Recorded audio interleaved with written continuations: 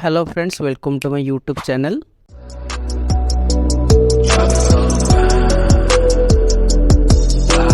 Always rolling loud when I'm posted with my troops. Walk up in this section and you know I'm sipping juice. Hey learners, welcome to my YouTube channel AgriPod.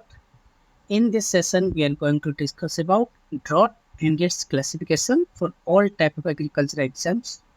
If you are watching this video right now, then I am very much thankful to you.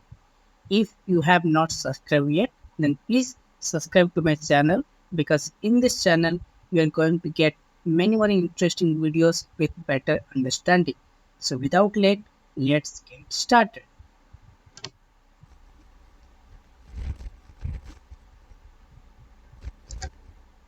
So what is drought? Simply, drought means abnormal rainfall. Okay, जहाँ पे rainfall नहीं होगा या rainfall की अगर दिक्कत आएगी तो ड्रॉट माना जाता है। फॉर एग्जांपल, अगर एक प्लेस है जहाँ पे नॉर्मल रेनफॉल क्या होता है कि 1150 mm होता है हर साल, अगर किसी दौरान अगर कुछ प्रॉब्लम की वजह से उस जगह पे अगर बारिश कम हो गया, फॉर एग्जांपल 650 mm ही हुआ, तो क्या होगा उस प्लेस में? ड्रॉट हो जाएगा। वहाँ पे क्या होगा? ड्रॉट होगा, क्योंकि जब पानी ही नहीं मिलेगा तो लाइफ स्टॉक हो गया या क्रॉप्स हो गया या ह्यूमन बीइंग हो गया, किसी को पानी नहीं मिलेगा अच्छे से, तो उसको हम मानते हैं कि वहाँ पे ड्रॉट हो गया। ये भगवान का वरदान मानो या साप मानो, जो भी मानो, पर ये है तो ठीक। तो ये क्या शोकेस करता है? ये वाटर स्कार्सिटी को शोकेस करता है, okay, resulting in crop failure. अगर क्रॉप फेलियर हो जाएगा एक प्लेस में तो क्या होगा? वहाँ पे फूड स्कार्सिटी देखने को मिलेगा। क्या देखने को मिलेगा? Food scarcity. अगर लोगों को खाने के लिए नहीं मिलेगा तो क्या होगा? वो डेथ होगा, ओके, जिसका हम बोलते हैं famine. Okay, drought followed by food scarcity also is called severe famine. Okay, got it? But एक और टर्म है जो इसके साथ आता है, जिसको हम एरिडिटी नाम के भी जानते हैं, जो कि परमानेंट फीचर होता है। मतलब ड्रॉट तो है एक टेम्पररी फीचर, पानी बारिश नहीं हुआ अच्छे से तो ड्रॉट हो गए, अगर बारिश अच्छे से हो गया तो ड्रॉट नहीं होगा। पर जो एरिडिटी होता है ना, वो परमानेंट माना जाता है। मतलब ये जो ड्रॉट जो सिचुएशन है ये टेम्पोररी, एरिडिटी जो है वो परमानेंट रहता है। मतलब पानी ही नहीं मिलता उस जगह पे। फॉर एग्जांपल, हम मानेंगे कि इसको डेजर्ट, जो कि एक परमानेंट एरिया है जहाँ पे पानी ही नहीं मिलता है, वहाँ पे लोग कैसे रहते हैं आपको तो पता ही है। ओके, तो ड्रॉट एक टेम्पोररी फीचर है और एरिडिटी जो है वो एक परमानेंट फीचर है। एरिडिटी जो वर्ड है वो लैटिन वर्ड से आया है, जो कि एरिड एक वर्ड है, उससे आया है, लैटिन वर्ड से आया, which means deficiency of rainfall. ये बहुत बार एग्जाम में पूछा गया है, एरिडिटी जो है वो कौन से वर्ड से आया है और वो वर्ड कौन सा है, तो ये आपको याद रखना है। देन आगे चलते हैं कि कौन कौन डेफिनेशन दिया है जो कि एग्जाम पॉइंट ऑफ व्यू से इम्पोर्टेंट है आपके लिए। तो एक में दिया है रामदास इन 1960। उन्होंने क्या बोला है देख लेते हैं। Drought is a situation when the actual seasonal rainfall is deficient by more than twice the mean deviation। जो actual rainfall है वो क्या है? deficient है more than twice the mean deviation of normal rainfall। Okay, ये ASRB net 2023 में पूछा गया, रिसेंटली पूछा गया सवाल। ओके, ये पूछा गया था, ये लाइन, ये जो स्टेटमेंट दिख रहे हैं आप येलो कलर में, more than twice the mean deviation, ये वाला स्टेटमेंट पूछा गया था। ओके, तो डेफिनेशन में जो स्टेटमेंट वाला क्वेश्चन में ये आने वाला है आपका। देन इरिगेशन कमीशन ने क्या बोला है? इन्होंने क्या बोला है कि annual rainfall is less then 75% of normal rainfall. जो हमारा एनुअल रेनफॉल होता है, फॉर एग्जाम्पल एवरेज मानो 850 mm किसी जगह का, अगर वहाँ पे लेस देन 75% नॉर्मल रेनफॉल अगर होगा तो उसको हम क्या बोलेंगे? Drought area. अंडरस्टूड। आगे बढ़ते हैं। Then what are the criteria of drought, हम किस जगह को ड्रॉट मानेंगे। पहले आते हैं ड्रॉट एरिया किसको बोलेंगे। Regions which experience drought in more than 20% of years, एक साल में अगर 20% अगर ड्रॉट एक्सपीरियंस होता है किसी प्लेस में तो उसको हम बोलेंगे drought areas, they are drought areas. For example Orissa में भी ऐसे होता है, उड़ीसा के सारा maximum places are drought areas. Chronic drought areas किसको बोलेंगे, जब more than 40% of the year will be experience with the drought, तो उसको हम बोलेंगे क्रोनिक ड्रॉट एरियाज। बहुत बार पूछा गया सवाल है, many times. Chronic drought area किसको बोलते हैं, वो बोलेंगे कि मोर देन 40% जब एक्सपीरियंस होता है ड्रॉट तो उसका हम कौन सा ड्रॉट मानते हैं या कौन सा ड्रॉट एरियाज मानते हैं, उसका हम क्रोनिक ड्रॉट एरियाज मानते हैं। देन हमारा जो actual evaporation and potential evaporation है उसको देख के भी क्लासिफिकेशन दिया गया है। यहाँ पे बोलेंगे कि ड्रॉट फ्री पीरियड किसको बोलेंगे, जब A curve is greater than PE by 2 पर, उसका हम बोलेंगे नॉर्मल ड्रॉट फ्री पीरियड, मतलब एक्चुअल इवापोरेशन ज़्यादा है पोटेंशियल इवापोरेशन से, divide by 2। Moderate drought area किसको बोलेंगे, जब actual evaporation curve is lies in between PE by 2 and PE by 4, इन दोनों के कर्व के बीच अगर यही कर्व है देन इसको हम बोलेंगे moderate drought period. Severe drought period किसको बोलेंगे, जब यही कर्व इज लेस देन और lies below the potential P curve by 4, उसका हम बोलेंगे सीवियर ड्रॉट पीरियड। ये सारा का सारा लाइन जो है ये मैचिंग में पूछा जाता है और स्टेटमेंट वाला क्वेश्चन में पूछा जाता है, तो इसको आप बहुत अच्छे से याद रखना। आगे बढ़ते हैं। अन्नावारी सिस्टम मतलब ट्रेडिशनल सिस्टम के अनुसार इसको क्लासिफाई किया गया है। ट्रेडिशनल के सिस्टम की वजह से हम इसको प्रोडक्शन की तरह क्लासिफाई किए। लाइक प्रोडक्शन अगर एबव 75% नॉर्मल है तो नो ड्रॉट, वहाँ पे ड्रॉट नहीं है। अगर 50 to 75% ऑफ नॉर्मल है तो उसको हम मॉडरेट ड्रॉट बोलते हैं। अगर 25 to 50% नॉर्मल है तो उसको हम सीवियर ड्रॉट बोलते हैं। और लेस देन 75 और अगर लेस देन 25% ऑफ नॉर्मल है देन उसको हम डिजास्ट्रस ड्रॉट, मतलब बहुत ही सीवियर, एकदम सीवियर, समझे। एबव 75 हुआ तो नो ड्रॉट, 50 to 75 हुआ तो मॉडरेट, 25 to 50% हुआ तो सीवियर एंड लेस देन 25% हुआ तो डिजास्ट्रस। अंडरस्टूड। आगे बढ़ते हैं। देन आ जाइए हमारा मेन इंपॉर्टेंट ड्रॉट क्लासिफिकेशन। तो ड्रॉट को भी क्लासिफाई किया है कुछ एविडेंस के लेके या बेस्ड ऑन समथिंग, ड्यूरेशन हो गया, रेलेवेंट यूजेस हो गया या टाइम ऑफ ऑकरेंस हो गया और अदर टर्म्स। तो उसको हम एक वन बाय वन अभी डिस्कस करने वाले हैं। तो चलिए, पहला है based on duration. As for duration, we have classified the drought into 4 or 3 category. A is permanent drought. पहला है permanent drought, मतलब वहाँ पे drought is permanent like aridity. Okay, तो for example desert में क्या आता है कि drought permanent रहता है, मतलब पूरा का पूरा साल drought ही रहता है। ओके, और वहाँ पे जो वेजिटेशन कैसे दिखेगा, हमारा जो कैम प्लांट है उस टाइप का दिखेगा, लाइक कैक्टस हो गया।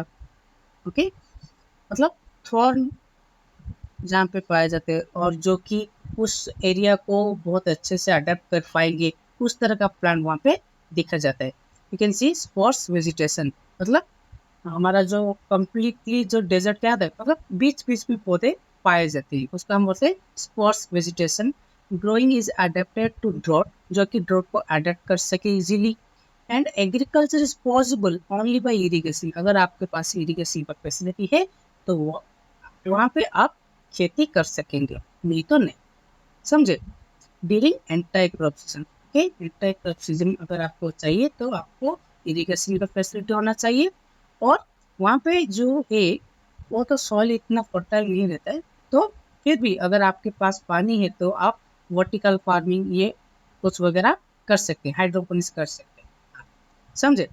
देन आते हैं सीजनल ड्रॉट, मतलब सीजन में ही होगा ये जो ड्रॉट आपको दिखेगा सीजनल होगा। For example this is found in climates with well defined rainy और ड्राई सीजन। यहाँ पे बारिश होता है पर ड्रॉट होता है, क्यों?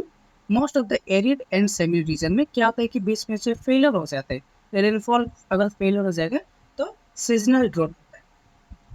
Duration of the crop varieties and planting dates should be such that the growing season should fall within the rainy season.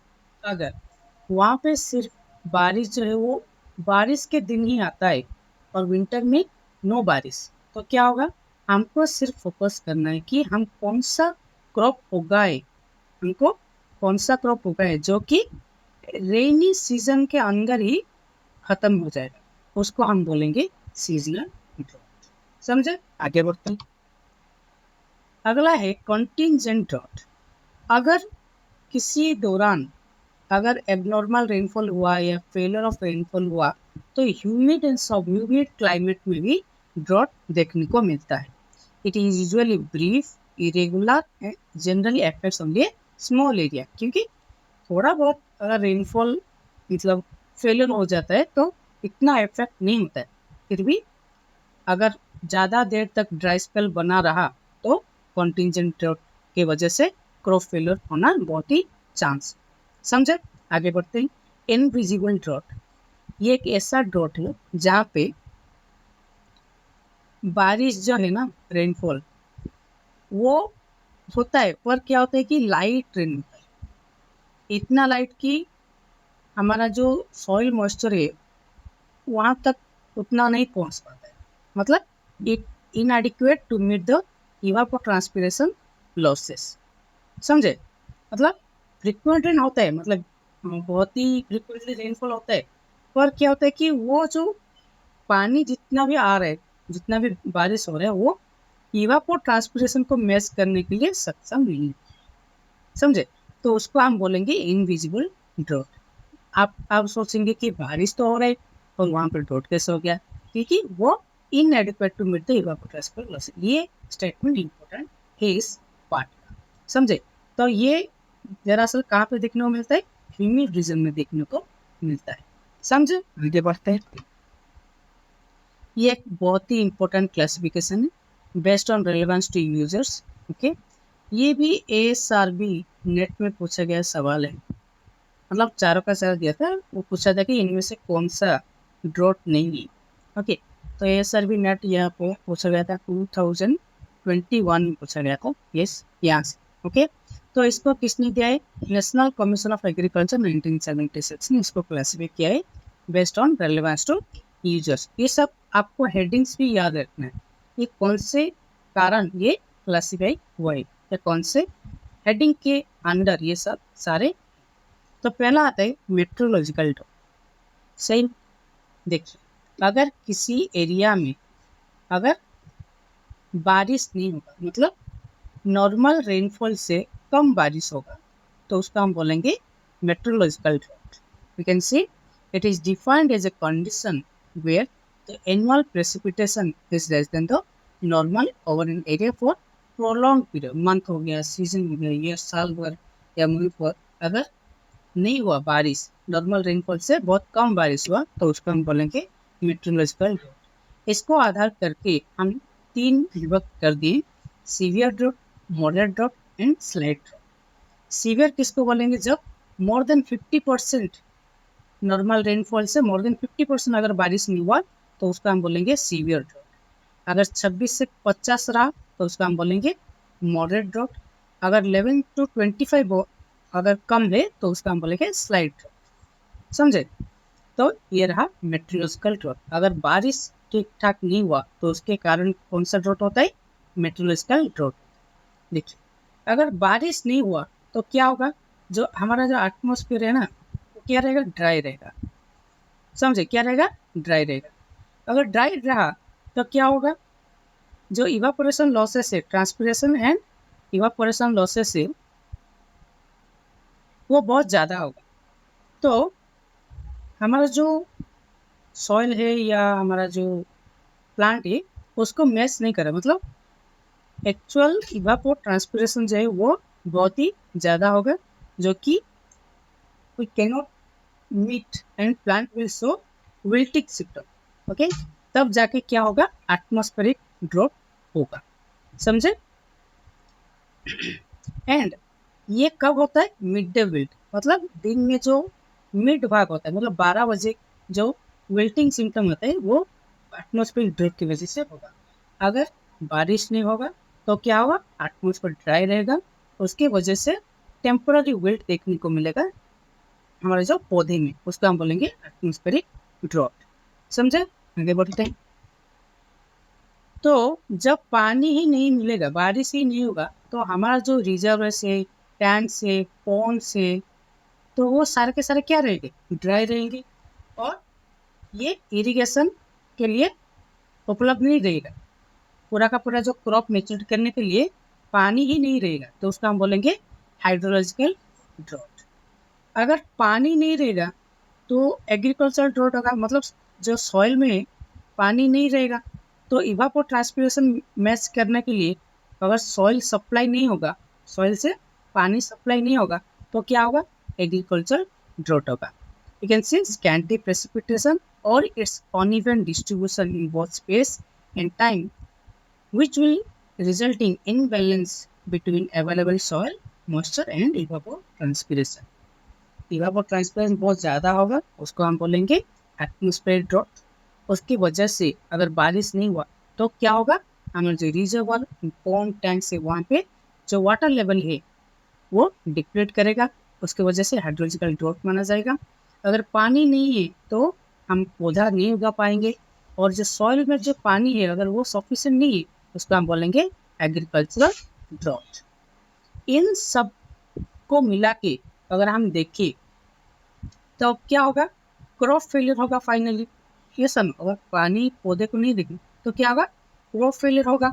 जब क्रॉप फेलियर होगा, हमारा जो पॉपुलेशन है 7 बिलियन का पॉपुलेशन है, यहाँ पे क्या होगा, डिमांड बढ़ेगा खाद्य का। अगर डिमांड को हम पूरा नहीं कर पाएंगे, सप्लाई कर नहीं पाएंगे, तो क्या होगा, सोशियो इकोनॉमिक ड्रॉट माना जाएगा। When the demand for an economic good exceeds supply, जब ज़्यादा डिमांड होगा सप्लाई कम होगा, उसका हम बोलेंगे सोशियो इकोनॉमिक ड्रॉट। ये 5 आपको याद रखने हैं बहुत अच्छे से। आगे बढ़ते हैं। Then based on time of occurrence, कौन से टाइम में आता है तो उसको हम क्या बोलते हैं। अगर डिले करता है, अगर मानसून डिले करता है तो पहले का जो पार्ट है वहाँ पे ड्रॉट होगा, तो उसको हम बोलेंगे अर्ली सीजन ड्रॉट। अगर बारिश पहले हो गया, उसके बाद लॉन्ग गैप ले गया, 6 महीने का लॉन्ग गैप ले गया, और उसके बाद फिर रेन हुआ, तो उसका हम बोलेंगे मिड सीजन ड्रॉट। उसका हम बोलेंगे मिड सीजन ड्रॉट। अगर पहले ही बहुत ज़्यादा बारिश हो गया एक प्लेस में और बाद में नहीं हुआ, उसका हम बोलेंगे लेट सीजन ड्रॉट, मतलब लेट में ड्रॉट हुआ, उसका हम बोलेंगे early season of rainfall and crop water stress at maturity stage, उसका हम बोलेंगे लेट सीजन ड्रॉट। समझा। अगर लेट में आया तो उसको हम बोले अर्ली सीजन ड्रॉट, पहले हुआ और बहुत लॉन्ग गैप ले लिया, उसको हम बोलेंगे मिड सीजन ड्रॉट। अगर पहले ही सारे के सारी रेनफॉल हो गया तो लास्ट को क्या होगा, हमारा क्रॉप वाटर स्ट्रेस होगा, उसका हम बोलेंगे लेट सीजन। समझे। आगे बढ़ते हैं।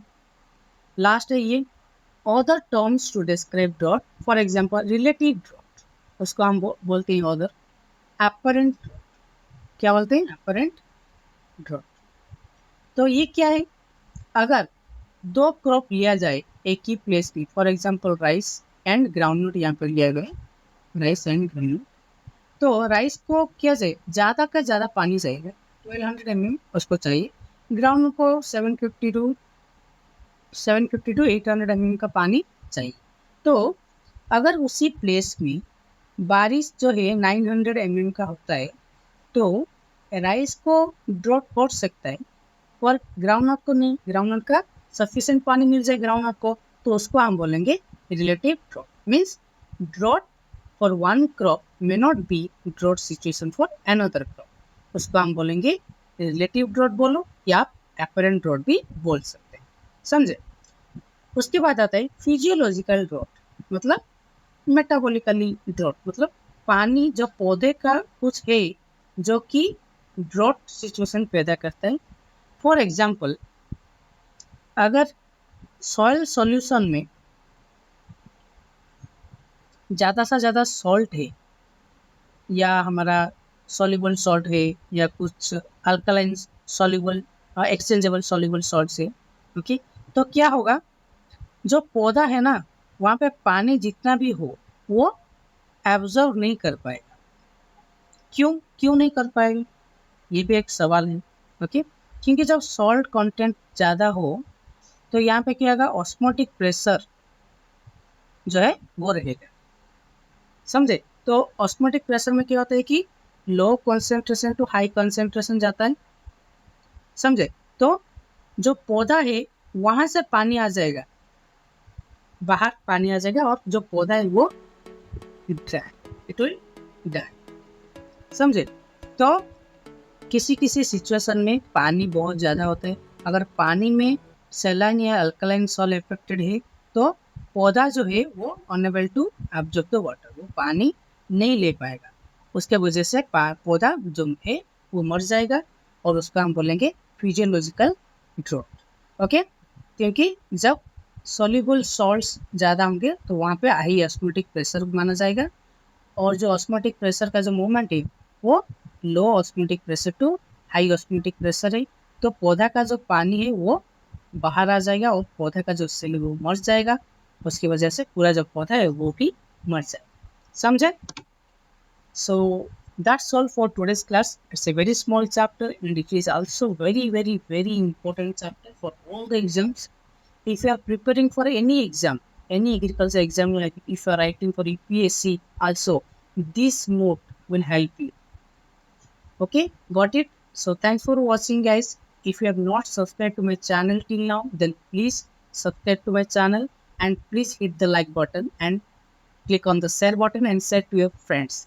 Thanks for watching. Thank you, guys. See you in the next session.